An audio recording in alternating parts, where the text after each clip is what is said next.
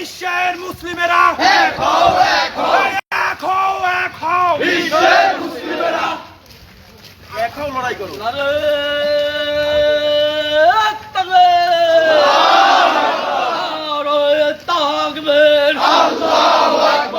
আল্লাহু আকবার, বিশ্বের মুসলিম এক হও, এক হও, এক হও, এক হও, বিশ্বের মুসলিম আমার নেতা তোমার নেতা বিশ্বনবী মুস্তাফা, বিশ্ব নবী মোস্তফা, আমার নেতা তোমার নেতা আমার নেতা তোমার নেতা বিশ্বনবী মুস্তাফা, বিশ্ব নবীর অপমান সইবে না রে মুসলমান, সইবে না রে মুসলমান, বিশ্বনবীর অপমান আমার নবীর অপমান সইবে না রে মুসলমান, সইবে না রে মুসলমান।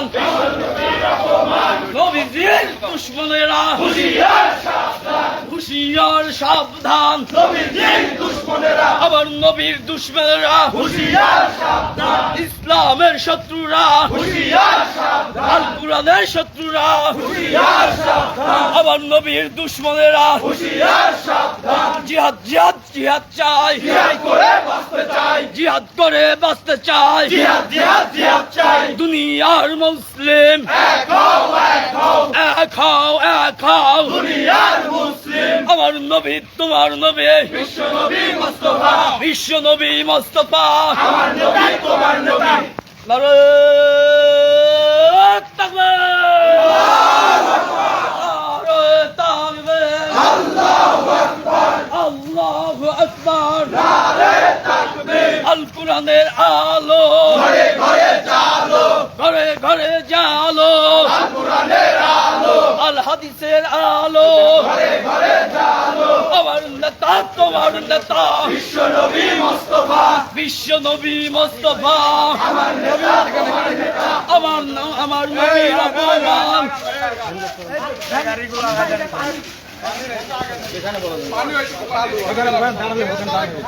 উপরে দাঁড়ালে হবে।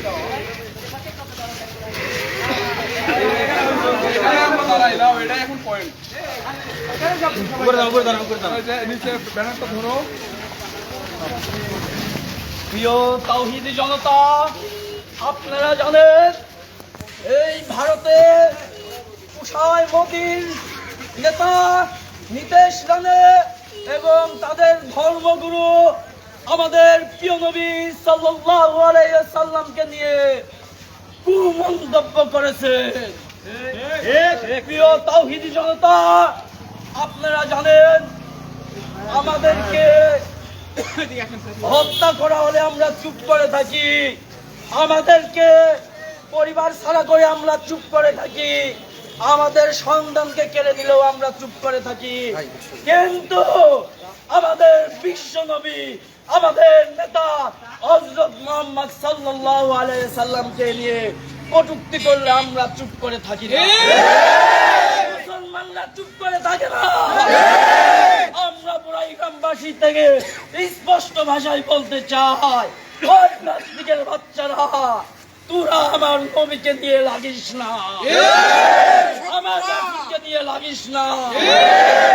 এ পর্যায়ে আপনাদের সামনে সংক্ষিপ্ত আকারে বক্তব্য নিয়ে আসবেন